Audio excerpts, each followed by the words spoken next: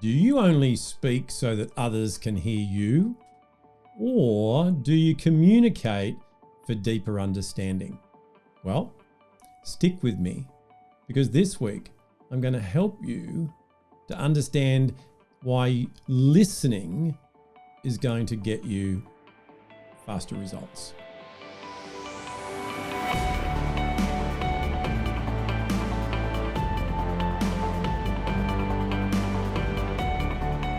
Hi, this is Grant Herbert, Emotional Intelligence Speaker and Trainer of the Year and Master Coach Trainer.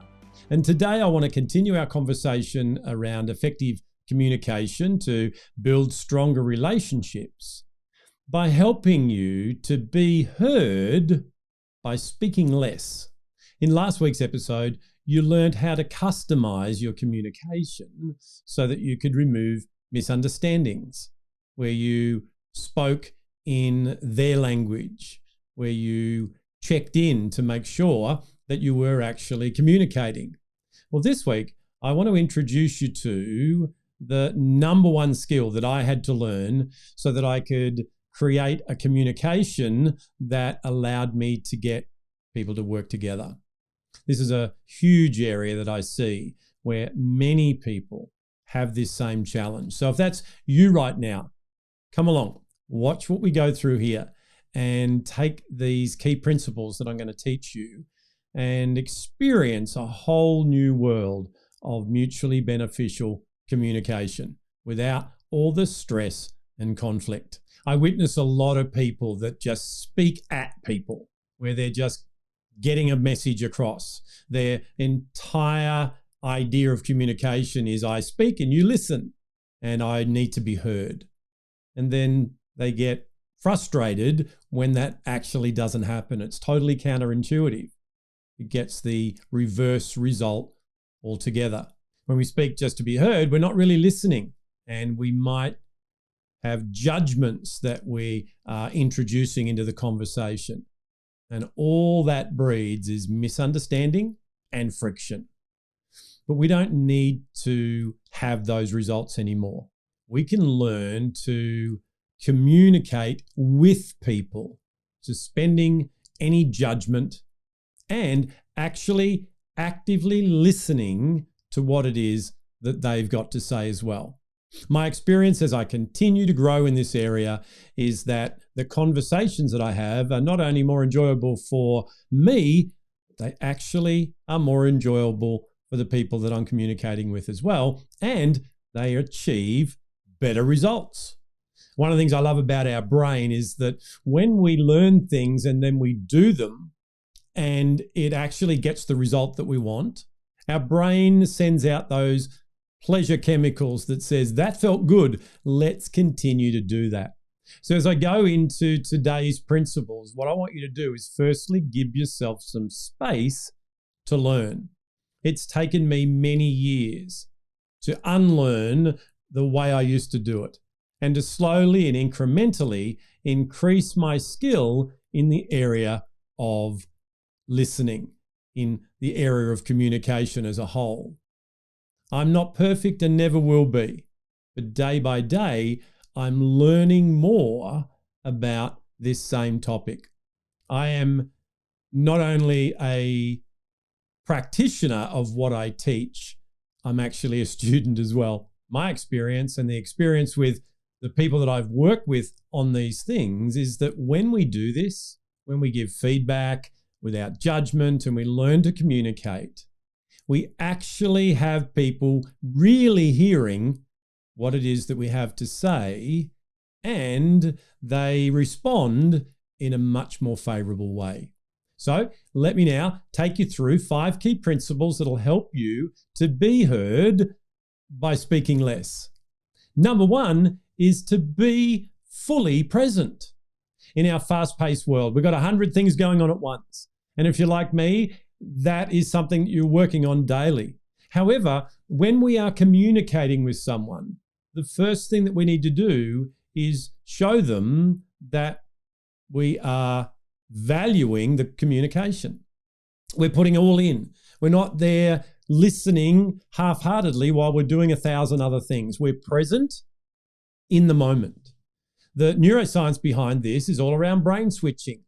If we're trying to hear what our partner's saying while we're listening to something on TikTok, we're going to miss out on what they're actually saying. There's going to be confusion. Our brain is designed to be able to focus on one thing at a time. So be fully present in that moment. Yes, you might have a lot of things going on. However, if you are fully present in that communication, it will actually save you time and energy because of the normal misunderstandings that might happen, that you can then move on to the next thing. So be present in your communication, not just so that you get what you want, but it's just good practice. It's just one of those old-fashioned values that I do my best to live by, of just considering other people. Number 2 is to show them you are listening. There's nothing sweeter to your ears than to know that someone is actually listening. This whole topic we're talking about this week is helping you to be heard more. And I know, because you're a human, that you like people to listen to what you've got to say. So just like you, we need to make sure that the other person or the group of people know that you're actually listening to them. That can be done in a number of ways. It can be done simply by nodding your head, by showing them some body gestures to enable them to see that you're in the conversation with them, by giving them eye contact, by staying fully present, as we've already talked about. Whatever it is that you need to do, make sure that the other person or people actually know with a visible evidence that you are actually listening to what it is that they've got to say. They'll feel way more valued, and the barriers will start falling down, therefore allowing them to be more open, to give more effective feedback, and to put everything into the conversation that you both need so that you get the result that you want. Number 3 is to reflect for clarity. Once again, to do this, you need to slow down.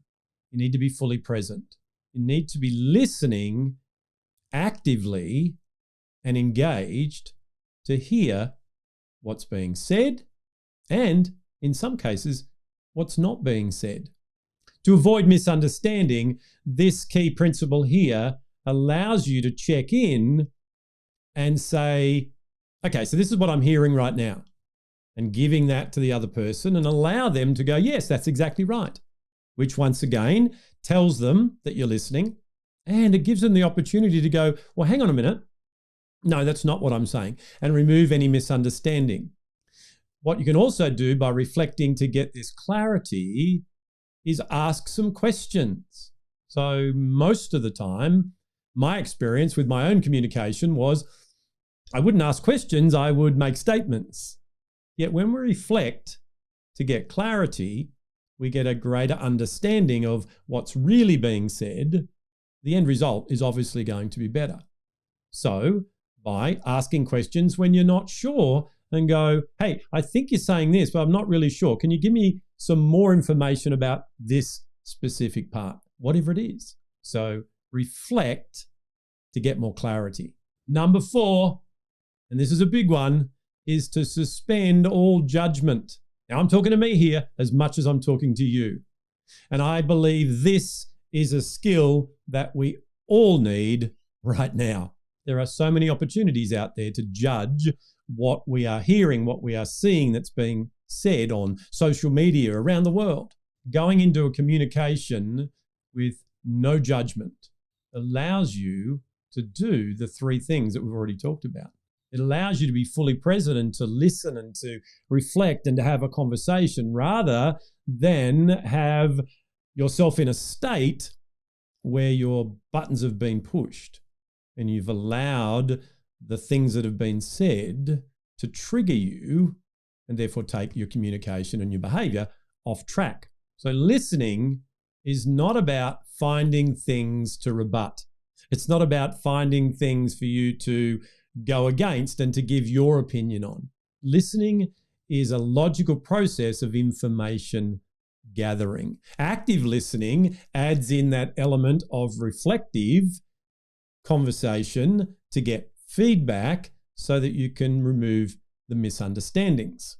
Suspending all judgment says, I'm listening to you to hear what it is that you've got to say so that I can fully understand it by looking through your lens, by hearing what it is that you're experiencing rather than just look for something that I don't agree with.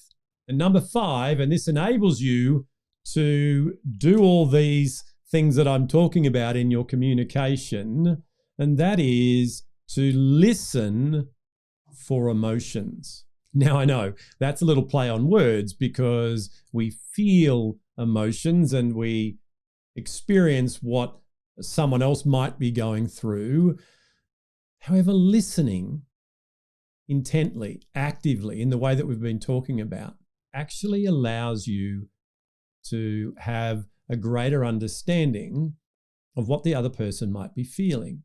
Now, remember, in the work that we've done around social intelligence, we realize that social intelligence is the ability to understand what might be going on in the emotions of others. And therefore, being able to have a communication around that and go, hey, I'm sensing that you're feeling angry, that you're feeling misunderstood, that you're feeling hurt, whatever it is. Am I reading that right? And how is what I'm doing creating that or whatever? So getting a conversation going around the emotion. Just like you, every other person on the planet is an emotional being. So therefore, even though we can have a look like we're doing over these weeks together at the logic behind communication, when the underlying emotional current, when we are navigating through a conversation with deep-seated emotions, all logic can go out the window. So this is the greatest skill in being able to be heard more, is to be able to fully immerse yourself in the conversation with the other person and feel what's going on. Emotional intelligence is that ability to be aware of what's going on in your own emotions and to use that information to manage your behavior. Communication is vital. Effective communication is a vital component of the world as it is today. The more we get technology thrown at us to do everything, the way that people are communicating is creating a lot more challenge than what it used to when we would just speak to people face to face. So it's imperative that we learn how to be heard in a way that allows others to understand what it is that we're trying to put across. Well, that's it from me for another week. Join me again next week as we continue this conversation around building relationships through greater communication by building bridges of collaboration. I'll see you then.